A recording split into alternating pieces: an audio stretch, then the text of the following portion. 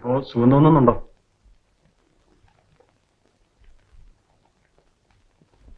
ആ ഉണ്ണി വരൂ, വന്നോളൂ.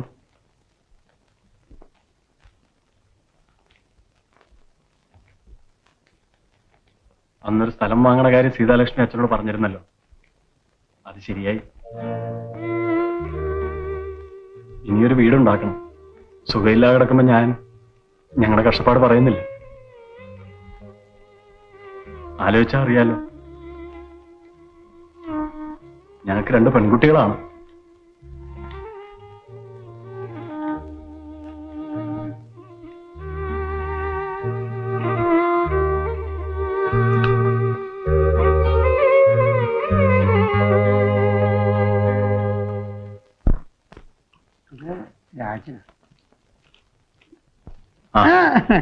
ഇത് രാജനാ, കടുപ്പ് ഇത്തിരി കൂടുതലാ, അകത്ത് കൂട്ടി വെച്ചിട്ടുണ്ട്. ഞാൻ പോകാൻ നോക്കുക. തന്റെ കണക്ക് ശാസ്ത്രം കേട്ട് കാത്തു നിന്നാലേ ഇപ്പൊ തന്നെ എല്ലാം തെറ്റി. അതപ്പൊ നന്നായത്, ശാസ്ത്രപ്പാരം കാണുന്നത് ഞാൻ പറയണം. താൻ വലിയൊരു എക്സ്പെർട്ട്, ഓടുന്നു. പിന്നെ നിങ്ങളുടെ സൗകര്യത്തിന് മാഷയം കൊണ്ടുവരണം. അതപ്പൊ നന്നായത്. വേഗം പുറപ്പെടാന്നോ? ഇനി ഇവിടെ കാത്തു കെട്ടി നിന്നിട്ട് എന്താ കാര്യം? ഇപ്പൊ പോയ ട്രാൻസ്പോർട്ട് കിട്ടും. ഏട്ടത്തെയും കുറച്ചു കഴിയുമ്പോ പുറപ്പെടാറായി. നമ്മളെ വിട്ടിട്ട് പോകാൻ പറയാം. അവർക്കതൊരു വലിയ വളവല്ലല്ലോ. കാറിലല്ലോ എന്നും നമ്മുടെ യാത്ര. നീ വേഗം റെഡിയാവുന്നുണ്ടോ? എങ്ങനെ പോയാലും ഡിന്നറും തേങ്ങാക്കൊല എല്ലാം കഴിഞ്ഞേ നമ്മളവിടെ എത്തൂ. നാശം. എന്നോട് എന്തിനാ അതിന് ചാടി കയറുന്നത്? മനുഷ്യാവസ്ഥയല്ലേ, അങ്ങനെയൊക്കെ വരും. എല്ലാവർക്കും ഞാനൊരു നിസാരന് ഇവിടെ. നിനക്കും നിന്റെ ഏട്ടനുണ്ടല്ലോ, ആ പ്രമാണി, അയാളുടെ ഭാവം എന്താ? ഇതൊക്കെ ഒന്ന് കഴിയട്ടെ, ഞാൻ വെച്ചിട്ടുണ്ട്. ഒരു കാശുകാരന് മോളെ കിട്ടി 4 മുക്കാല് കണ്ടപ്പോ അയാളുടെ ഭാവം എന്താ? ഞാനൊക്കെ വെറും കൃമി, അയാളൊരു ചറ്റ. നിന്റെ അച്ഛൻ അതിലേറെ വലിയ ചറ്റ. നിങ്ങളുടെ തറവാട്ടുകാർ മുഴുവൻ കൂടി ഞങ്ങളുടെ രോഗത്തിന്റെ വിലയില്ല. ചിലക്കാണ്ട് ഒരു ഭാഗത്തിരിക്കാൻ നല്ലത്. അധികം പറഞ്ഞാ ഞാൻ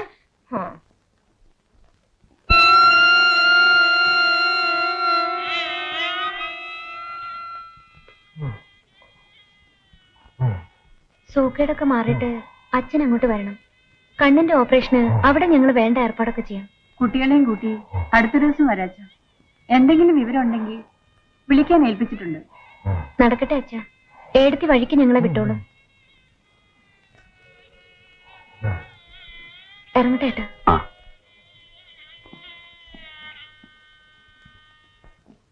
പ്രത്യേകം ശ്രദ്ധിക്കണം കേട്ടോ.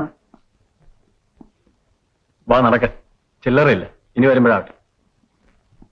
അതപ്പൊ നന്നായത്. അല്ല അലിയെ നല്ലൊരു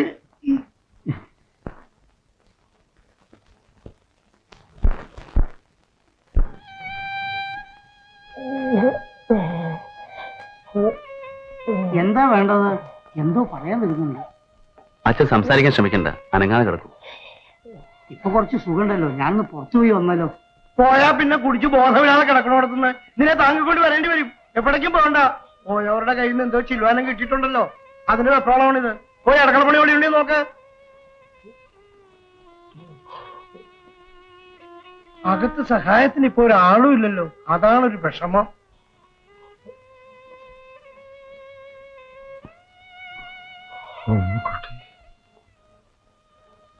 അവൾക്ക് ജോലിയില്ലേ? വെറുതെ എന്തിനാ ആളുകളെ ബുദ്ധിമുട്ടിപ്പിക്കുന്നത്? എന്താ പറഞ്ഞത്? മാഷെന്താ പറഞ്ഞത്? അമ്മുക്കുട്ടി വരും, ഞാൻ പറഞ്ഞു. ആരാ ചാമുക്കുട്ടി?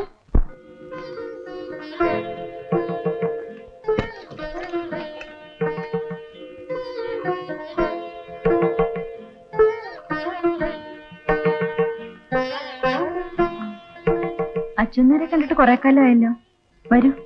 എപ്പോഴും തിരക്ക് തന്നെ. ഇപ്പൊ പോരാഞ്ഞിട്ട് അറിഞ്ഞിട്ടുണ്ടാവും ഇല്ലേ? മാഷക്ക് സുഖമില്ല എന്നുള്ള വിവരം അറിഞ്ഞു.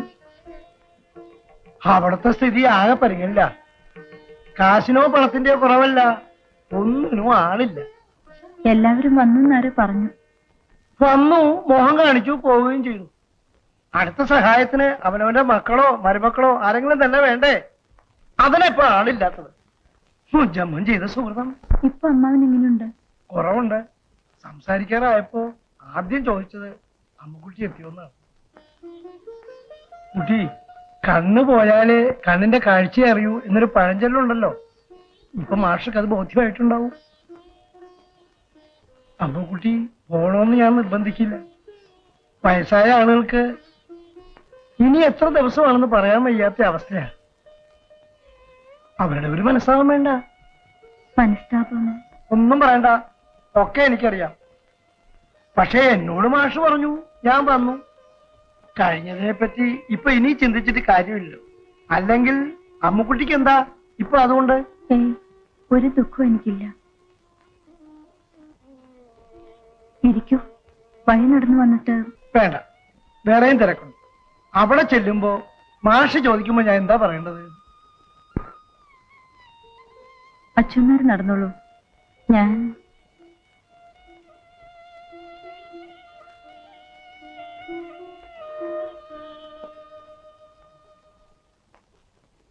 എനിക്കും അവിടെ ചില അത്യാവശ്യ ജോലികളുണ്ട്. സൗകര്യം പോലെ പിന്നെ പറയും. ഞാനൊന്ന് പോയിട്ട് വരാം.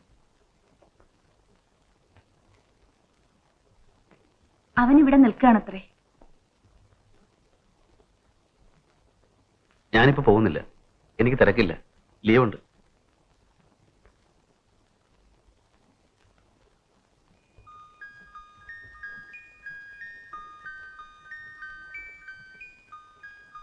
മുത്തച്ഛൻ എപ്പോഴാ മരിക്ക? വാടവിടെ.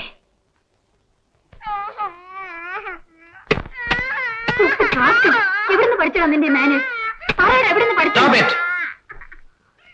കേട്ടില്ലേ അവൻ പറഞ്ഞത്? ആളുകൾ എന്ത് വിചാരിക്കും? വന്നവരൊക്കെ അച്ഛനൊന്ന് മരിച്ചു കാണാൻ പ്രാർത്ഥിക്കായിരുന്നു. കുട്ടികൾക്ക് അഭിനയം അറിയില്ല, അവനുള്ളത് തുറന്നു പറഞ്ഞു പോയി. സിമ്പിൾ. എക്സ്പ്ലനേഷൻ സ്റ്റഡി ക്ലാസ് ഒന്നും വേണ്ട. Get ready. ഇപ്പൊ എന്നോട് വരണം. അയൽവക്കത്ത് വേറെ 2 ജന്തുക്കളെ കൂടി കളിക്കാൻ കിട്ടിയിട്ടുണ്ട്. മതി, പുറപ്പെടും. നീ വരില്ല അല്ലേ? അവൻ ഇവിടെ നിൽക്കട്ടെ. ശരി, സൗകര്യമുള്ളപ്പോ വന്നാ മതി രണ്ടാളും.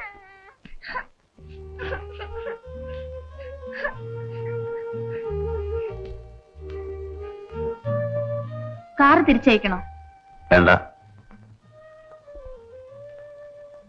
പിന്നെ എന്റെ യാത്രയെപ്പറ്റി ആലോചിച്ച് വെറുതെ വിഷമിക്കരുത്. ഇല്ലാത്ത പ്രോബ്ലംസ് ഒക്കെ വെറുതെ സങ്കല്പിച്ചുണ്ടാക്കും. അതാണ് സ്വഭാവം. ഓൾ ഫോർ ദ ബെസ്റ്റ് എന്ന് കരുതിയാൽ മതി. ആദ്യം ഈ ഇന്റർവ്യൂ കഴിയട്ടെ. Wish me good luck. Good luck. Thank you.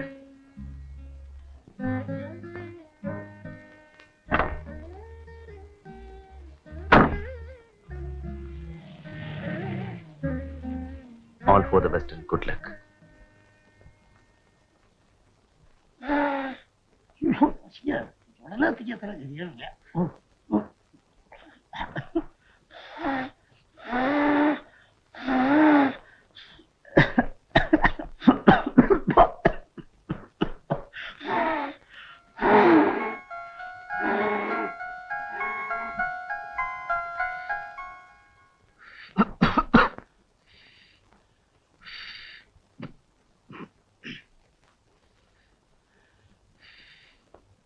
മിസ്ട്രസിന് ഇങ്ങോട്ടുള്ള വഴിയൊക്കെ അറിയോ? മിസ്ട്രസ് ആയില്ല, ട്രെയിനിങ് കഴിഞ്ഞിട്ടേ ഉള്ളൂ. ആ, അബദ്ധത്തിൽ വഴി തെറ്റി വെച്ച് കാണും, അല്ലാതെ നീ വരില്ല. ഇപ്പൊ വഴിക്ക് വെച്ച് കണ്ടപ്പോ അമ്മാവന് ഇത് തന്നെ ചോദിച്ചു. അല്ല, രാജേട്ടൻ എന്താ അടുക്കളയില്? നാണിയമ്മക്ക് വാദം വരുന്നില്ല. ചീരു അടുക്കളയിൽ കയറുന്നത് അച്ഛന് ഇഷ്ടമല്ല. ആള് ഗാന്ധി ശിഷ്യനാണെങ്കിലും വീട്ടിൽ അല്പ അയിത്തവും ശുദ്ധമൊക്കെ ഉണ്ട്. ടോപ്പ് സീക്രട്ടാ. എന്തേ മിസ്ട്രസ് ഒരു തിരുവിളയാട്ടം ഈ വഴിക്ക്? ഞാനൊരു ശുപാർശയ്ക്ക് വന്നതാണ്. വഴിക്ക് വെച്ച് അമ്മാവനോട് പറഞ്ഞു. കനത്തിലൊന്ന് മൂളി. വന്നാൽ ഒന്നുകൂടി നടത്തണം നിവേദനം. എഴുത്തച്ഛന്റെ സ്കൂളിൽ ഒരു വേക്കൻസി ഉണ്ട്. രാജേട്ടൻ ജോലിക്കാരിയൊന്നും ആയില്ലേ? ജോലി ഉണ്ടല്ലോ ഇപ്പോ. ഗ്രഹഭരണം, വെച്ചു വിളമ്പൽ. ശുപാർശ ചെയ്യാൻ ആരെങ്കിലും വേണ്ട പെണ്ണേ? അളിയന്മാരില്ലേ? ഓ, അടുക്കളപ്പണിക്ക് വേണമെങ്കിൽ ഇന്ന് ഞാൻ കിടന്നോളാം. ഇന്ന് മാത്രമായിട്ട് വേണ്ട, സ്ഥിരം തസ്തിക തരാലോ. രാജാ.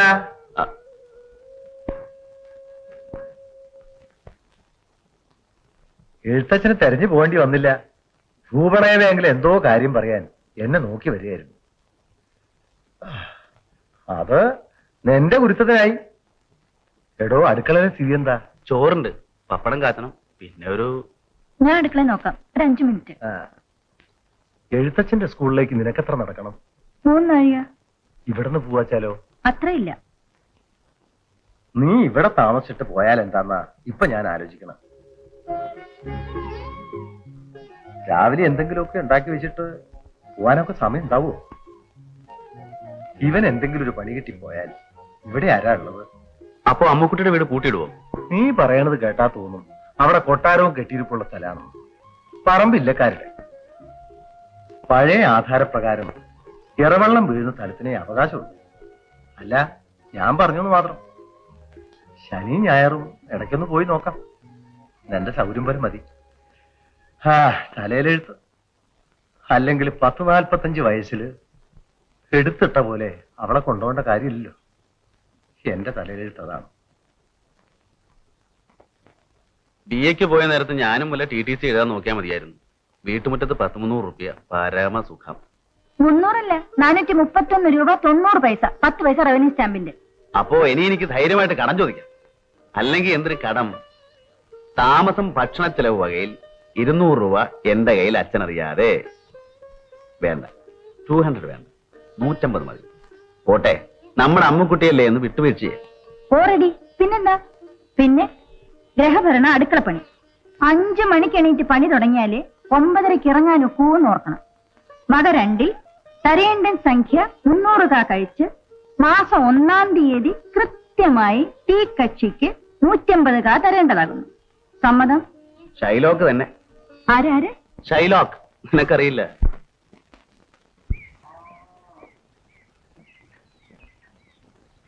എന്താ നല്ല വർത്താനം എന്തെങ്കിലും ഉണ്ടോ? നല്ലതാണോ എന്ന് അറിഞ്ഞൂടാ. MBAക്ക് സെലക്ഷൻ കിട്ടി. എന്ത് കാര്യം? ഇത് ഏട്ടത്തിയുടെ സാരോപദേശം. വിഷയം പതിവ് പോലെ ജാതകഫലം. ഗുണപാഠം എന്തെന്ന് വെച്ചാൽ നക്ഷത്രങ്ങളുടെ ദൈവന് കാത്തിരിക്കുക. ഇത് സീതാലക്ഷ്മിയുടെ ഭർത്താവിന്റെ വക. തത്വജ്ഞാനം മറ്റൊരു വകുപ്പ്. സ്ഥിരപ്രയത്നത്തിന്റെ മഹത്വം എന്ന് തലക്കെട്ട്. ഇടയ്ക്ക് തോന്നും വണ്ടി കയറി ഒരു പോക്കങ്ങ് പോയാലോ, വല്ല കൽക്കത്തയിലോ ബോംബെയിലോ ചെന്ന് വിട്ടാൽ എന്ത് ജോലിയെടുത്ത് ജീവിക്കാമല്ലോ. അങ്ങനെ ഓടിപ്പോവേണ്ട ഗതികേടൊന്നും ആയിട്ടില്ല. വഴിക്ക് വെച്ച് കാണുന്ന ഗുണകാംക്ഷികളുടെയൊക്കെ ഉപദേശം വേറെ. നമ്മുടെ മറ്റേയാളെ ചെന്ന് കണ്ടാൽ, മറ്റേയാൾ മുഖേന ഇയാളെ ചെന്ന് കണ്ടാൽ സഹിക്കുക തന്നെ. എന്തേ വൈകിയത്? പഞ്ചായത്തിൽ ക്ലർക്കായി മാറ്റം വന്നൊരു സ്ത്രീ കാണാൻ വന്നു. അവർക്ക് ചെറിയൊരു വീട് വേണം വാടകയ്ക്ക്. എന്നിട്ട് കൊടുത്തു. 2 സ്ഥലം, 60 രൂപ വാടക, 3 മാസത്തെ വാടക അഡ്വാൻസ്. ഇപ്പോഴേ ഞാൻ പഴയ അമ്മക്കുട്ടിയൊന്നുമല്ല, ജന്മി ശമ്പളക്കാരി. 1-ാം തീയതി ഞാൻ വാടക പിരിക്കാൻ ഒരു ഇറക്കമുണ്ടിന്. ഷൈലോക്ക് തന്നെ.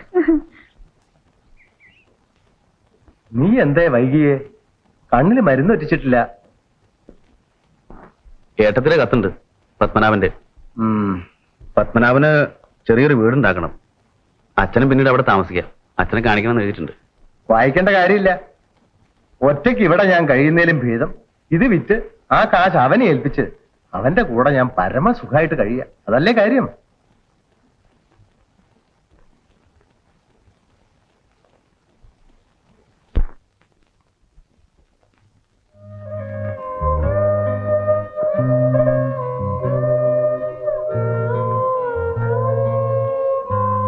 കൊച്ചിൻ യൂണിവേഴ്സിറ്റിയിൽ MBAക്ക് സെലക്ഷൻ കിട്ടിയിട്ടുണ്ട്. MBAക്ക് സെലക്ഷൻ കിട്ടാച്ചാൽ തന്നെ വലിയ അത്ഭുത. എന്തോ ഭാഗ്യം. എറണാകുളത്ത് 2 കൊല്ലം അല്ലേ?